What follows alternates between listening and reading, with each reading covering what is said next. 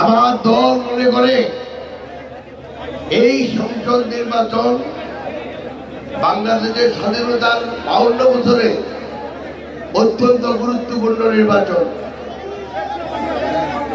এই নির্বাচন ঠিক করবে যে বাংলাদেশ কোন দেশে যাবে,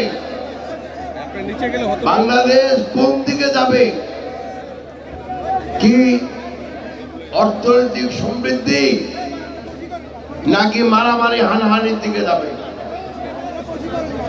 আপনারা নিশ্চয়ই ইতিমধ্যে আমাদের দলের সম্মানিত চেয়ারম্যান সাহেবের অনেক বক্তৃতা শুনেছেন, আমাদের ম্যানিফেস্টো আপনারা পড়েছেন, তার আগে তার দেওয়া 27 দফা আপনারা দেখেছেন। পরবর্তীকালে বিভিন্ন রাজনৈতিক দলের সাথে কথাবার্তা বলে 31 দফা আপনারা দেখেছেন।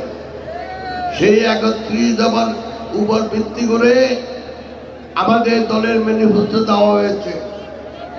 সেখানে বাংলাদেশের বর্তমান সামাজিক এবং অর্থনৈতিক ভঙ্গুর অবস্থা থেকে উত্তরণ করে কিভাবে বাংলাদেশকে অর্থনৈতিক সমৃদ্ধি থেকে নিয়ে যেতে পারবে সেই ব্যাপারে বিস্তারিত লেখা আছে।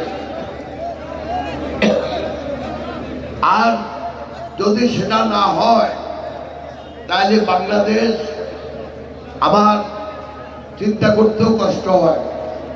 বাংলাদেশ যাবে মারামারি হানাহানির দিকে। এই আমাদের একটা ছোট্ট দেশে আমাদের জনবসতি হলো 18 কোটি, পৃথিবীর সবচেয়ে ঘনবসতিপূর্ণ দেশ। এই দেশে 25 লক্ষ লোক ছেলে এবং মেয়ে প্রতি বছর চাকরির বাজারে আসে। যদি আমরা আল্লাহর রহমতে ধানের সেচের প্রতীকে ভোট দিয়ে আমাদের দলের সম্মানিত চেয়ারম্যান জনাব তারেক রহমান সাহেবকে বাংলাদেশের রাষ্ট্র ক্ষমতায় সরকার প্রধান হিসাবে দেখতে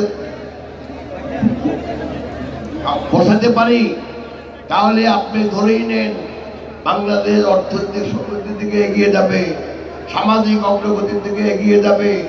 এবং তিনি বারবার বলছেন, গতকালও বলছেন যে আমাদের উন্নয়ন হবে ধর্ম বর্ণ নির্বিশেষে, আমাদের উন্নয়ন হবে দল মত নির্বিশেষে।